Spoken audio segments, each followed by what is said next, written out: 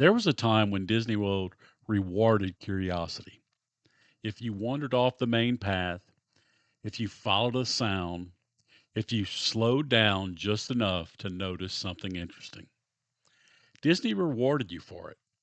Today, Disney World really doesn't work that way anymore. Now it rewards planning. And while planning has its benefits, something really important changed along the way.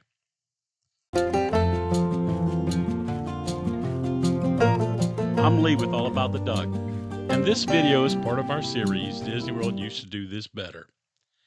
In this series, we're talking about the little things Disney World used to do, the details, the feelings, the moments that longtime fans still miss.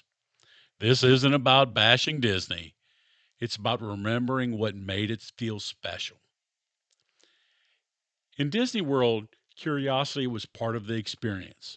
You didn't always know where you were going, and that was okay. You followed the music, drifting down a side street. You stopped because something caught your eye. You turned a corner just to see what was there. And Disney rewarded you for it. Street performers appeared where you didn't expect them. Small moments happened without an announcement. You felt like you found something special, not like it was handed to you. Those moments felt personal because they weren't scheduled. Back then, you didn't need to research Disney World for weeks before your trip. You didn't know every ride, every snack, or every secret ahead of time. You learned the parks by being in them. You discovered shortcuts. You figured out your favorite spots. You built your own mental map of the park.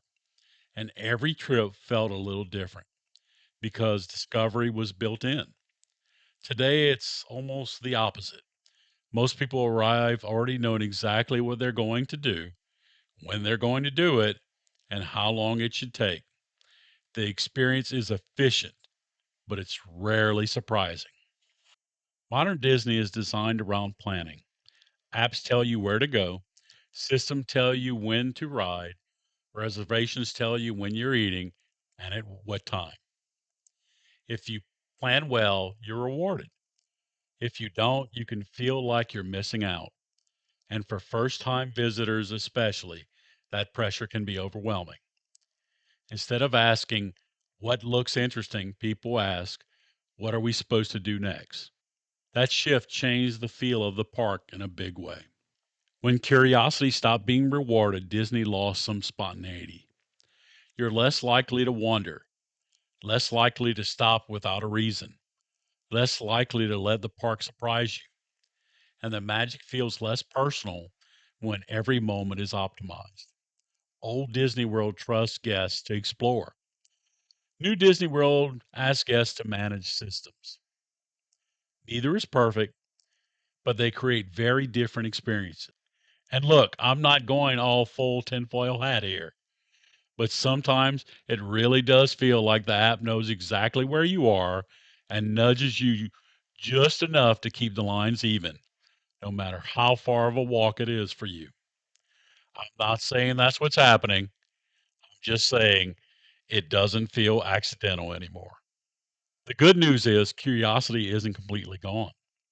You just have to give yourself permission to break the plan once in a while. Put the phone away for an hour. Walk without a destination. Sit somewhere just because it feels right. Some of the best Disney moments still happen when you're not chasing the next thing. If this is the Disney World you fell in love with, you're going to want to subscribe. The entire series is about the Disney World we miss and why it mattered. And in the next episode, we're talking about why Disney World used to feel so much more relaxing and what changed. Now, I want to hear from you. Do you miss the days when Disney World rewarded curiosity, or do you prefer planning everything out? Let me know in the comments. I read every single one. Don't forget to like and subscribe. And as always, see you real soon.